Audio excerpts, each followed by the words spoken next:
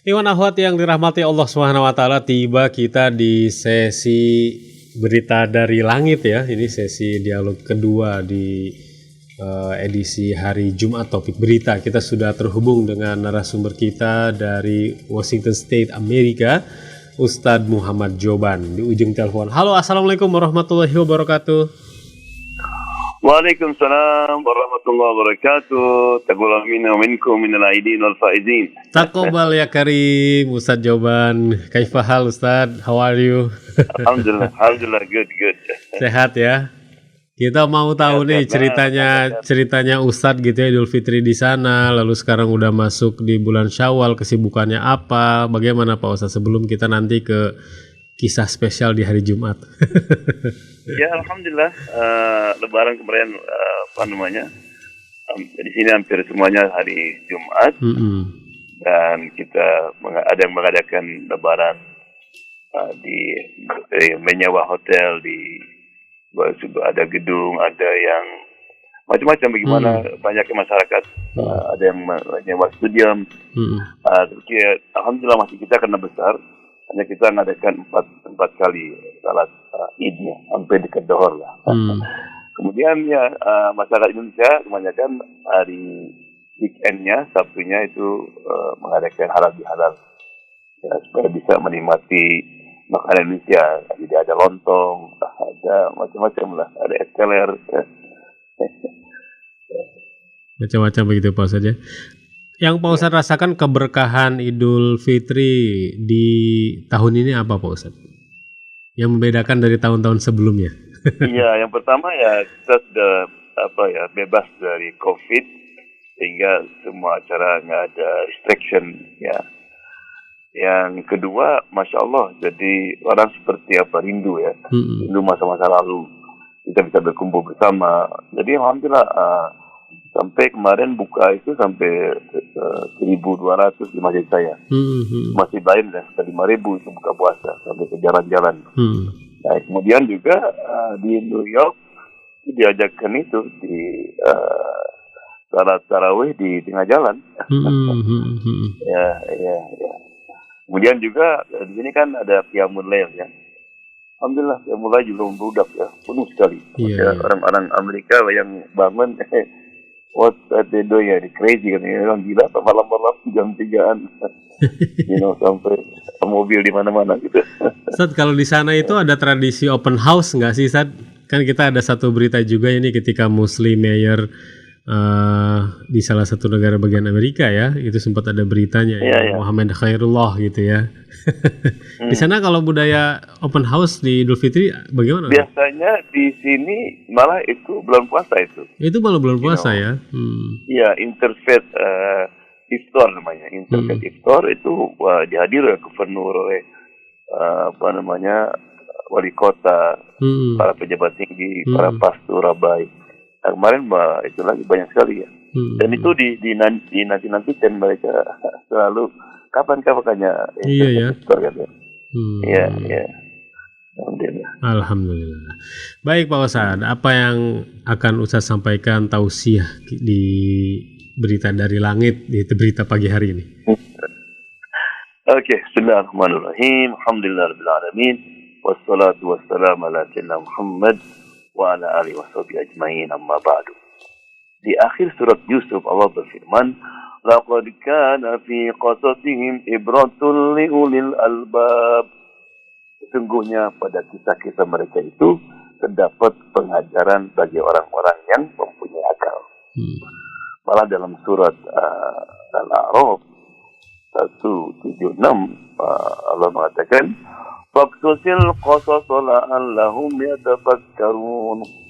Maka ceritakanlah kepada mereka kisah-kisah itu agar mereka berpikir. Jadi kalau kita perhatikan Quran ini 75% itu isinya kisah. Nah, kenapa? Karena kisah ini salah satu cara untuk berdakwah, cara untuk menyadarkan orang, dan juga lebih mengena ya, dan berkesan daripada kita dengan ceramah. Saya masih ingat hampir semua kisah-kisah yang orang tua saya ceritakan tidak kecil itu masih ingat itu. Tapi nasihat-nasihatnya ya sudah pernah lupa. Ya. Oleh karena itu, maka saya mengharapkan kepada orang tua, terutama para pendengar, harus rajin mencari kisah-kisah.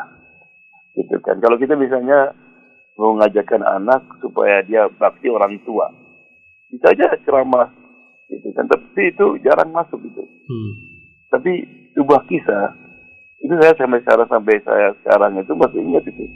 Sampai saya takut untuk durhaka orang tua karena kisah Handolah yang tidak bisa mengucapkan syahadat karena dia tidak bakti pada orang tuanya sehingga Nabi mesti turun tangan, gitu kan. Maka dalam kesempatan ini saya ingin share beberapa kisah dan nanti kita lihat pelajaran apa yang bisa kita ambil. Dan semua kisah ini kisah terjadi ya, jadi bukan dongeng, gitu kan. Ini terjadi di kota Syria dulu sebelum ada peperangan, dikisahkan oleh seorang ulama besar terkenal, itu Ar-Ratib An-Naqisi. Jadi ada seorang ayah meninggal dan meninggalkan dua anak, perempuan dan laki-laki. Perempuan yang besar. Nah, yang perempuan ini dia karena serakah dan dia itu kebetulan dia sebagai lawyer, advokat, sehingga dengan melalui hukum dia berhasil memiliki semua milik harta si ayahnya itu. Warisan deh. Sedangkan adiknya yang laki-laki ini punya anak 6 kesian, sehingga mesti keluar, itu kan. Sedih dia. Tapi alhamdulillah di situ ada bantuan dari masyarakat, jadi disewakan rumah kecil gitu. Nah, setelah 3 bulan itu si perempuan itu kena kanker, kanker di otak. Yang lawyer nih. Kan? Lawyer ini, kanker dia dalam beberapa bulan saja meninggal semua. Ya meninggal nggak waris. Jadi sekarang si adiknya itu bukan hanya dia mendapatkan warisan dari yang ayahnya dulu, kemudian juga harta si perempuan juga itu juga, ya. Milik dia, karena dia nggak punya anak apa-apa. Right? Nah, itulah berarti Allah tidak senang. Right? Sehingga sedih itu mati dalam keadaan durhaka kepada Allah, mengambil harta orang, gitu kan. Ya, jadi kita hati-hati ya kalau kita berhasil, apalagi kadang-kadang kita bertengkar masalah warisan, ya karena memakan harta warisan itu besar sekali akibatnya. Ya, itu sebelum di akhirat, nanti di dunia bisa dibalas itu. Karena itu harta anak yatim. Ya. Yang kedua, kisah yang kedua menarik sekali. Ada seseorang ketemu dengan Syekh Ratib ini. Syekh, saya mau nanya katanya. Ini di pasar gitu, ketemu Syekh. Nanya apa? Dia bilang, bukankah kalau kita bekerja, ya, bekerja dagang ke kantor itu ibadah?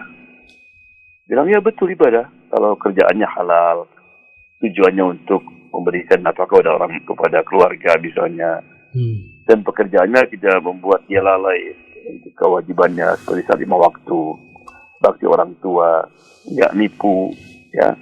Semuanya itu kalau betul-betul bersih, ya melakukan ibadah kan. Gitu kan. Nah, Syekh, apa dosanya seseorang yang itu, lihat tuh, di depannya tuh ada orang rupanya mati sebelah. Jadi di kursi roda gitu. Coba bayangkan Syekh, mana keadilan Allah itu? Itu dia keluar rumah mau kerja, tiba-tiba ada orang bertengkar, dua-duanya pegang senjata, malah dia yang kena. Sehingga dia sekarang ini, gitu kan? Jadi seolah-olah dia tidak nerima dengan qada dan qadar itu. Kata Syekh, saya nggak tahu, tapi saya yakin Allah itu maha adil, maha bijaksana. Tapi tentang apa dibalik orang yang tadi itu yang kamu ceritakan, saya nggak tahu. Tapi saya pasti ya, ada. Setelah beberapa minggu, dia ketemu seorang kawan, diundang dia. Dia cerita, Syekh, punya tetangga di atas rumah itu. Tetangga itu setelah meninggal kakaknya, itu hasil daripada rumah-rumah sewa itu nggak dikasihkan kepada anak-anak kakaknya itu, artinya anak yatim kan, nggak dikasihkan, diambil semua. Karena dia yang megang dulu, memang dipercayakan oleh kakaknya itu. Akhirnya anak-anaknya pergi ke seorang ustadz, seorang alim, dipanggil dia itu, tetap nggak mau dia. Dia memakan harta itu sampai setahun, sehingga anak-anak itu kesian, lantar. Kemudian kata dia, kata ustadz itu, udah kamu usah pergi ke ke mahkamah untuk mengadukan dia, sudah mengadu kepada Allah Subhanahu Wa Taala. Allah itu Maha Adil, Maha Bijaksana. Jadi alhamdulillah, itu jam 9 malam kita nasihati ustadz itu. Jam 9 pagi ketembak dia. Jadi orang yang ketembak itu. Iya. Nice. Sehingga akhirnya tobat dia, dikembalikan uang itu. Jadi kadang-kadang kita nggak tahu apa yang terjadi di balik. Kalau kita lihat secara dohir, memang kelihatannya itu orang nggak berdosa. Kenapa kok sampai ketembak? Padahal dia orang zalim.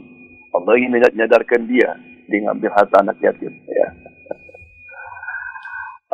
Kemudian juga ada sebuah kisah dulu. Ini terjadi di kota Basrah, ya, di Irak. Tidak ada orang, dia pulang dia punya jualan kambing dia. Habis selesai, sudah agak sore, dia pulang, dengar ada suara menjerit di sebuah rumah. Tolong, suara perempuan. Ya, masuk dia. Pas masuk, rupanya perempuan itu habis ditusuk sama seorang, orang itu lari. Ya, jadi karena pisaunya ada di dada perempuan itu, dicabut sama dia. Gitu kan. Terus meninggal perempuan itu. Lalu orang lain datang. Ketika datang kan, itu pisau di tangan dia. Oh, kamu yang bunuh ya? Enggak. Saya mau menyelamatkan ya ini. Wah, nggak ada bukti kan. Yang jelas semua menyaksikan itu pisau di tangan dia, berarti dia yang nusuk. Iya. Akhirnya di sidang, ya udah, dia diputuskan sebagai pembunuhnya. Waktu mau dipancung dia bilang, wallahi, saya bersumpah, saya tidak bunuh perempuan itu. Tapi 20 tahun yang lalu, saya membunuh seseorang di kampung saya. Maka saya lari ke kampung ini. Allah. Dia selamat dari perbuatan pembunuhan dia yang lalu. Yang masa lalu. Tapi sekarang di mana? Ya, makanya kita mesti hati-hati. Ya, ada lagi orang Syria, dia tinggal di Jerman dari kecil, artinya dari orang tuanya dulu. Kaya dia, tapi nggak punya anak dia. Dia punya perusahaan, punya macam-macam, rumah besar. Kemudian kan di Jerman tuh banyak orang refugi dari Suriah dulu kan.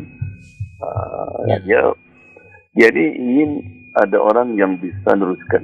Kalau dia meninggal, karena nggak punya anak dia. Dia ingin karena dia seorang Muslim, Muslim yang baik, jadi tidak. Tapi dia ingin menguji orang-orang itu. Maka dia ambillah 10 student mahasiswa Syria yang belajar di Jerman. Bekas-bekas refugi ya di Jerman ya.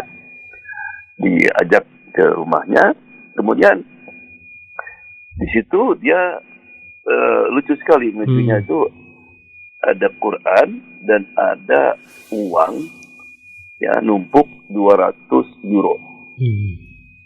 Dan semuanya ngambil 200 euro dengan alasan saya punya Quran di rumah, buat apa? Gitu kan?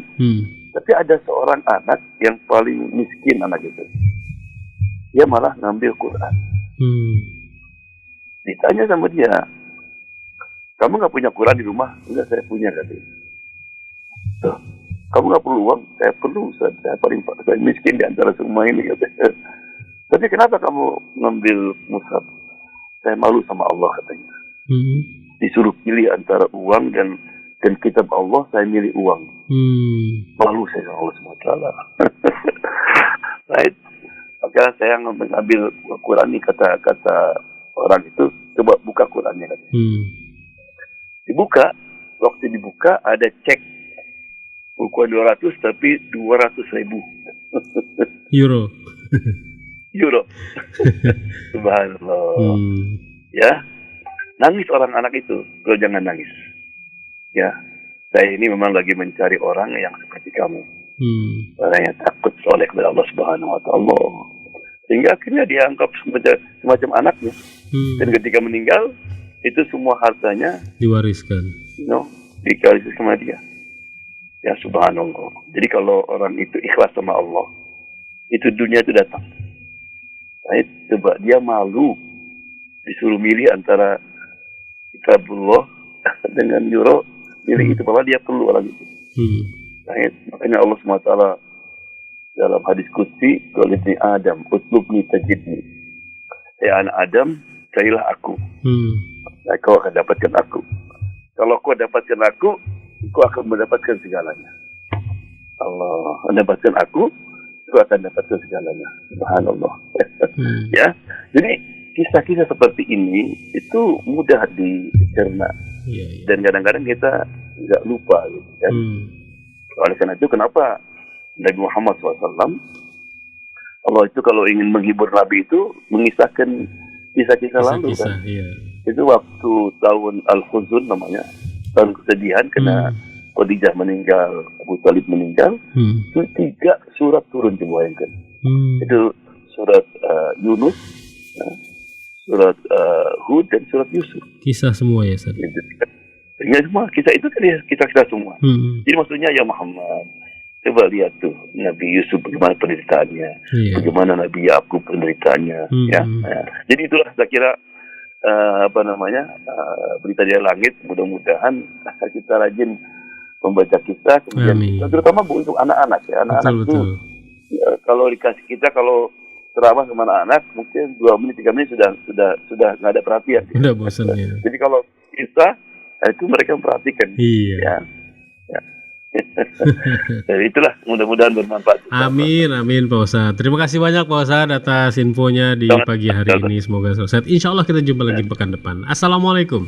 Assalamualaikum warahmatullahi wabarakatuh.